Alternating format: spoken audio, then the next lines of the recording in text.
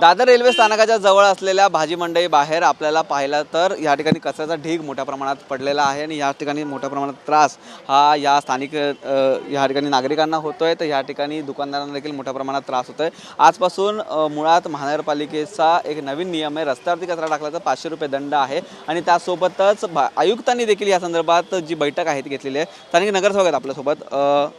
किल्ले साहेब, या ठिकाणी अशा पद्धतीची परिस्थिती आहे, तुम्हाला या संदर्भात माहिती होती का? हा पहिला प्रश्न। आणि दुसरा प्रश्न, अशी परिस्थिती जर असेल तर अधिकाऱ्यांना याच्यावरती काय सांगाल?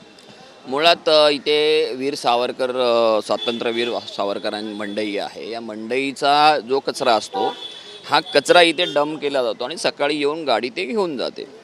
आता मुळात काय आहे की आज जी गाडी यायची होती ती गाडी नेमकी काहीतरी टेक्निकल प्रॉब्लेममुळे बंद पडली आणि नेमकी आज आमची व्हिजिट आहे, हा पहिला मुद्दा। पण खरं तर कोणीही इथे कचरा बाहेर रस्त्यावर टाकणं हे योग्यच नाही आहे। त्यासाठी आता कालपासून नियमसुद्धा झाला आहे की तुम्ही जर कचरा रस्त्यावर टाकलं तर तुम्हाला 500 रुपये फाईन बसेल। तर ह्यांना मार्केटवाल्यांना साधारण त्यांना ही कचरा टाकण्यासाठी प्रोव्हिजन करून देणं हाही महानगरपालिकेचा भाग आहे। मला वाटतं ह्या सगळ्या गोष्टीसाठी आजचा व्हिजिट जी आहे त्या व्हिजिटमध्ये ह्याही गोष्टीचा आम्ही सगळी चर्चा करू आणि ह्याच्यात नेमका काय मार्ग काढता येईल हा प्रयत्न करू।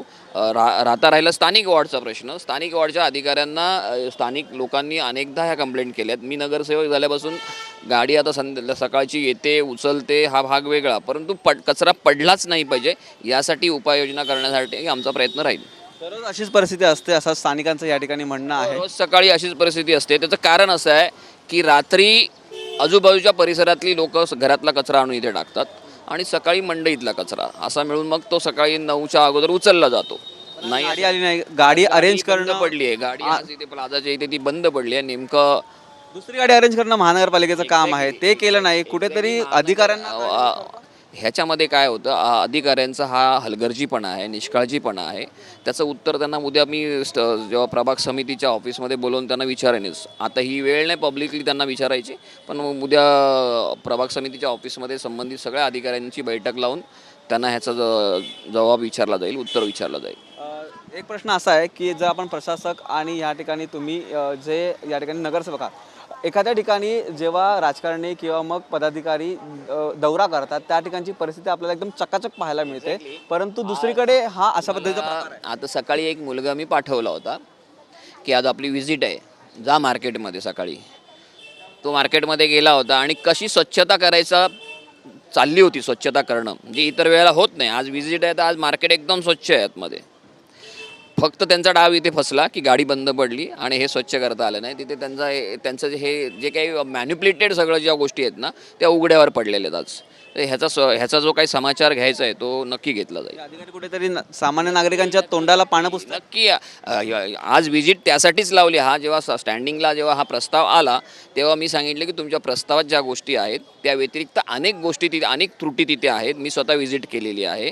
त्या त्रुटी जर तुम्हाला पाहायचं असेल तर प्रत्यक्ष पाहणी दौरा घ्या, तुम्हाला पाहायला मिळेल।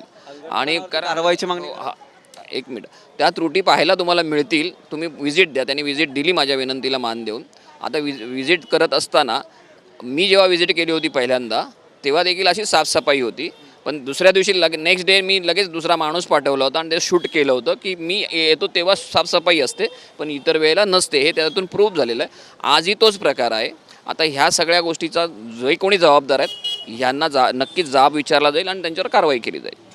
आपण पाहिलं की या ठिकाणी जी परिस्थिती उद्भवलेली आहे त्यावरती जे अधिकारी या ठिकाणी होते किंवा या अधिकाऱ्यांची जी जबाबदारी आहे त्या जबाबदारीला ते या ठिकाणी आहेत ते खरे ठरलेले नाही, त्यामुळे कुठेतरी कारवाई होणार असं देखील या ठिकाणी यशवंत केदारांनी सांगितलेलं आहे। व्हिडिओ कृष्णा पवारसह निखिल चव्हाण, TV9 मराठी, मुंबई।